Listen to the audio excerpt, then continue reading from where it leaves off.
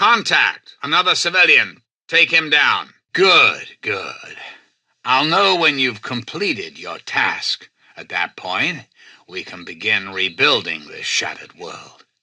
Good luck. Yes, please do. High-level functions offline. Self-destruct sequence initiated. Civilian is advised to secure FEV sample and exit the facility immediately. High-level functions offline. Self-destruct sequence initiated. Civilian is advised to exit the facility immediately. Now, Colonel. Colonel, I have need of you. FEV vial must be secured before door locks are released. Security Protocol Gamma 3. Over here, by the console. As I've said, you have to take the vial before I can allow you to leave. Please do not impede his progress. Thank you for your cooperation. Attention to all Raven Rock personnel. This is your president speaking. I've invited our guest from Vault 101 to my office. Please do not impede her progress. Thank you for your cooperation. Head to your left to stay on the correct path. The left path is the right path, if you get my meaning. You'll need to make a right turn here. Head to your right. The right path is the right path. Get it? Turn right ahead. In 15 feet, make a right turn. You're doing quite well for yourself. Keep following this hallway. That's right, just down this way. You're doing well. Keep it up, you're almost here. Very good. Continue down this hallway and make a left at the end. You're halfway there. You might want to consider turning around or taking another path. You'll never get here at this rate. You're heading the wrong way. I'm afraid you're heading in the wrong direction. Allow our friend to pass and report to your superior for reassignment, Lieutenant, at once. Apology noted, Lieutenant. Yes, I instructed our friend to come up to the control room. No questions, no interference. Am I understood? I'm surprised to hear from you, Lieutenant. I don't recall authorizing you to contact me directly. And I'll unlock your restraints as well. I'll be waiting for you in my office. Please don't tarry. You'll find your possessions in the locker near the door. I'll unlock the way for you. I'd like to have a word with you face to face. I think there are a few things that you and I should discuss. I've no doubt that you know who I am. I'm sure you've heard my radio broadcasts. I do apologize for Colonel Autumn's attitude. He's been under a great deal of stress lately. Alone at last. Thank you, and know that your hard work will pay off soon. In fact, if you should see him, feel free to offer him directions or an escort. In fact, if you should see her, feel free to offer her directions or an escort. I've invited our guest from Vault 101 to my office. Please do not impede his progress in any way. I've invited our guest from Vault 101 to my office. Please do not impede her progress in any way. Liberty, when it begins to take root, is a plant of rapid growth. Discipline is the soul of an army. It makes small numbers formidable, procures success to the weak, and esteem to all. Associate with men of good quality if you esteem your own reputation, for it is better to be alone than in bad company. Arbitrary power is most easily established on the ruins of liberty, abused to licentiousness. Do I not destroy my enemies when I make them my friends? The government should not be guided by temporary excitement, but by sober second thought. May our country be always successful, but whether successful or otherwise, always right. Courage and perseverance have a magical talisman, before which difficulties disappear and obstacles vanish into the air. The manners of women are the surest criterion by which to determine whether a republican government is practicable in a nation or not. Old minds are like old horses. You must exercise them if you wish to keep them in working order. The price of freedom is eternal vigilance. Avoid popularity if you would have peace. Everybody likes a compliment. America will never be destroyed from the outside.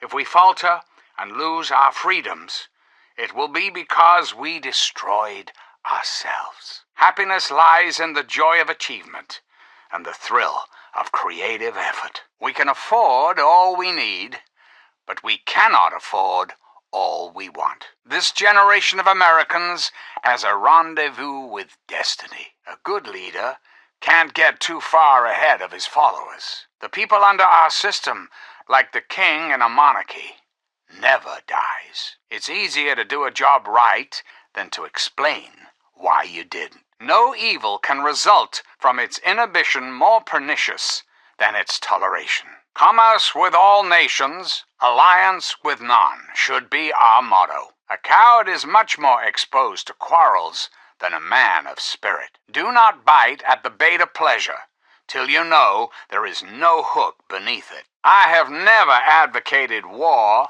except as a means of peace. Nations, like individuals, are punished for their transgressions. Labor disgraces no man, but occasionally men disgrace labor. There never was a time, in my opinion, some way could not be found to prevent the drawing of the sword. And now, one of my inspirational quotes from the mouth of your president, John Henry Eden, straight to your heart. And don't be fooled, America.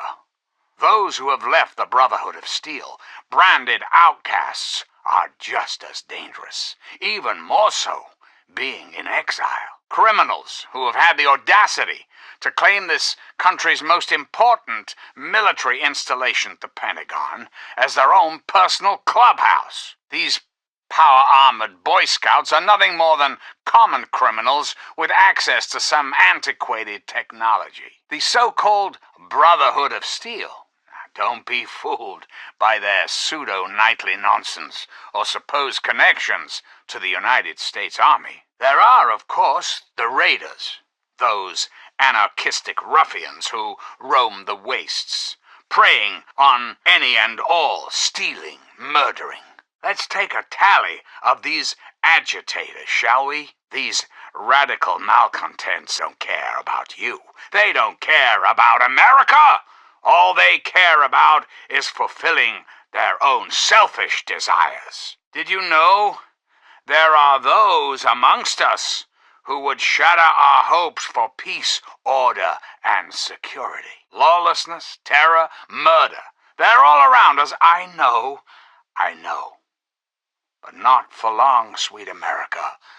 Not for long.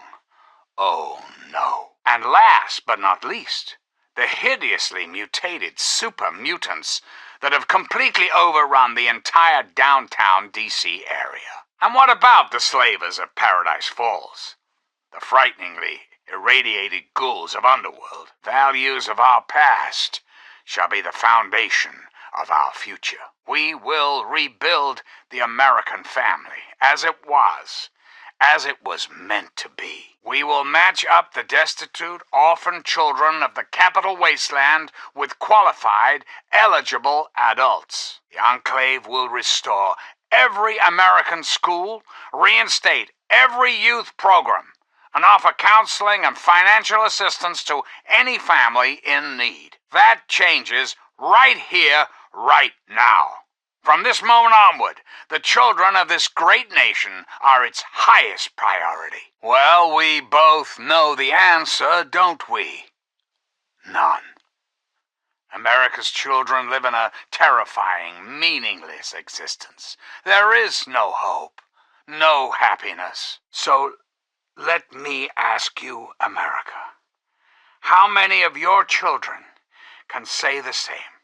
How many of this nation's youth are truly happy, truly carefree? It was, for a little boy, the perfect existence. Oh, the adventures we had. From Nod Creek to Hagenville we roamed, carefree and courageous, irresponsible and completely inseparable. When I was a child, growing up in rural Kentucky, I had the best friend a boy could hope for, my dear old dog, Honey. Imagine, America, millions of gallons of water made fresh, clean, and completely pure. in a matter of minutes, and it's all for you. For years, Enclave scientists have been hard at work on the most ambitious scientific endeavor the world has ever seen. Project Purity. Well, I'm gonna tell you, right here, right now, those days are at an end. The Enclave is back, America. We've brought clean water with us. But that's not really living, is it? You're simply existing, America. Postponing death for a day or two. Maybe you've got a makeshift purifier that cleans one glass of dirty water a day, or you sip from an ancient faucet in an abandoned subway restroom. Water is the foundation of life. But here, in the capital wasteland, indeed the entire country, water is polluted, irradiated, deadly. But let's hear from the man himself, shall we, America? I give you Colonel Augustus Autumn. These fine men and women, under the command of the stalwart Colonel Augustus Autumn, have one mission: the restoration of American peace and order. The Enclave is back, America. And no, not just on your radio. Right now, Enclave troops are patrolling the capital wasteland. So, celebrate. Sing out, America is back! America is beautiful. Just a little bit more time. That's all we need until the purifier is ready for continual operation. And then your thirst will truly be quenched. You're thirsty, aren't you, America? Not for knowledge or power, no. I'm not speaking metaphorically. You're thirsty for clean, fresh water. One Enclave, one America, now and forever. But only together.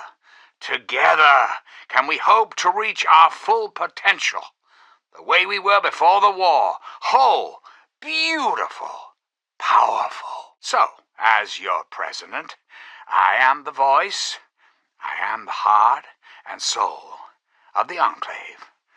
That is to say, I am the voice, heart, and soul of America. And well, yes, the Enclave is me as well. As your president, it is my responsibility to preside over our great democracy. Just who is the Enclave? Why, now that's simple. The Enclave is you, America. The Enclave is your sister, your aunt, your friend, your neighbor. Let's talk about government, shall we?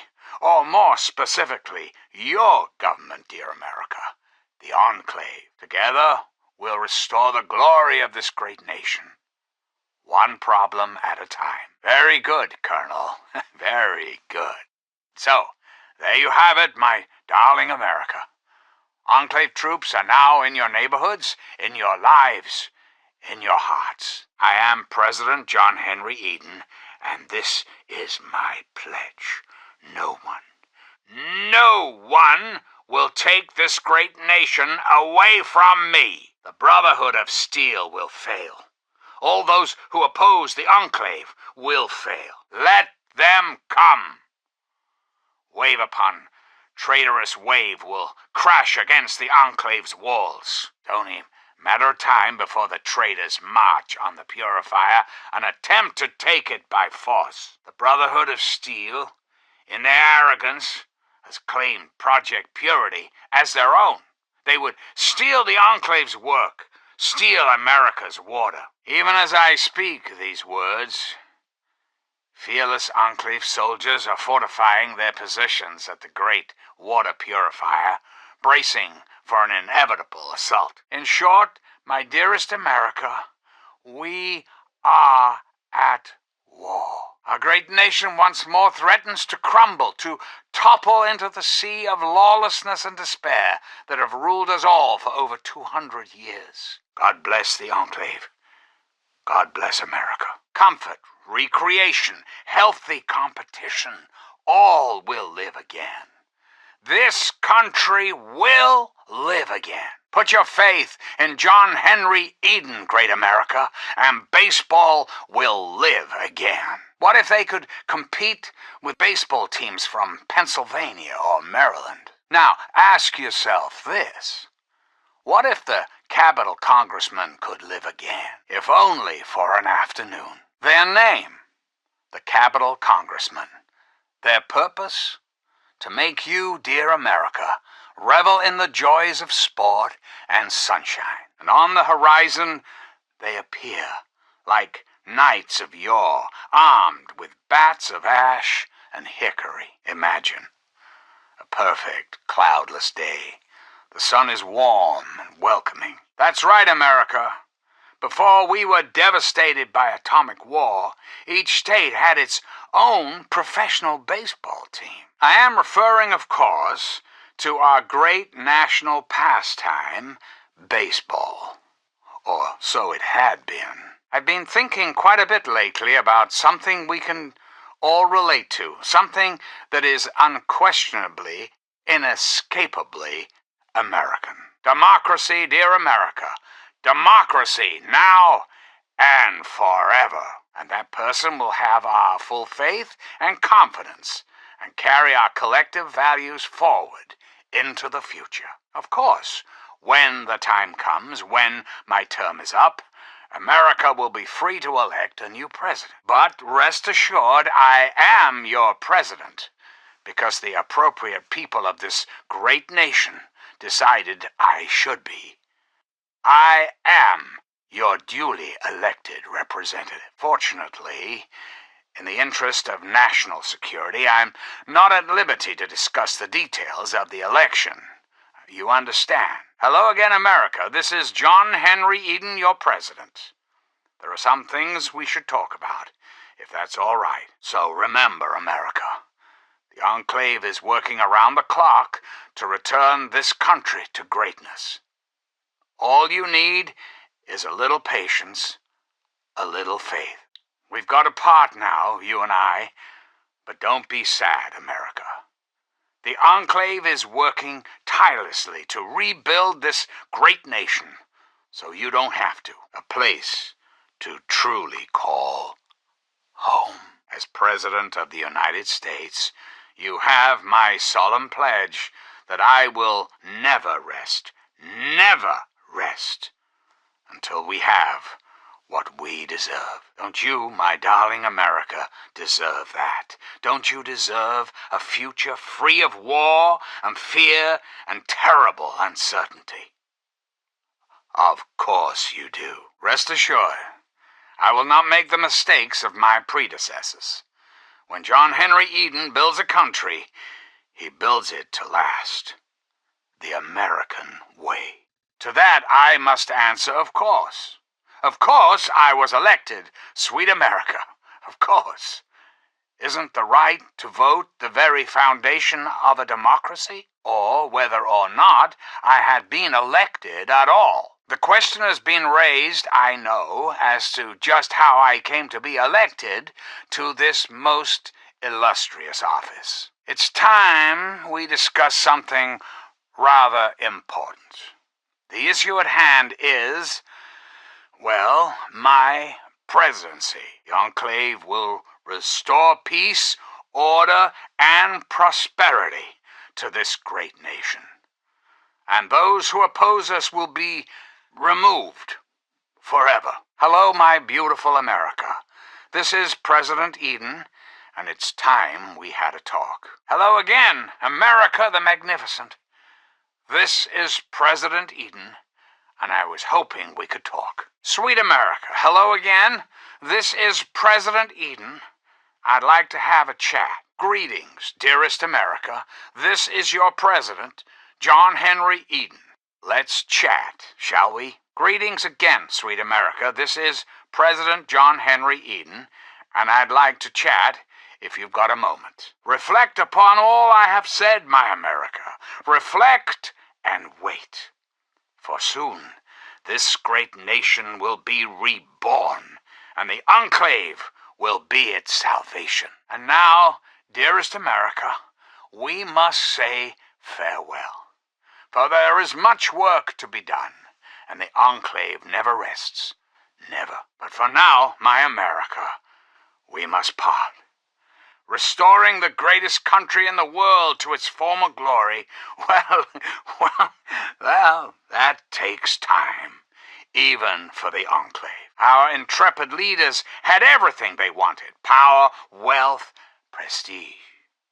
And it made them lazy, America. Oh, yes, and laziness breeds stupidity. The answer is really quite simple: incompetence.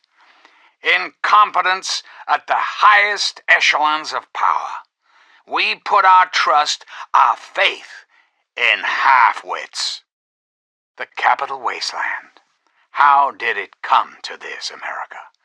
How did your leaders allow the most powerful nation on earth to die? Indeed, the very seat of the federal government, Washington, D.C., has been reduced to what is now known as the capital wasteland. We live in an age of poverty, greed, violence, destruction.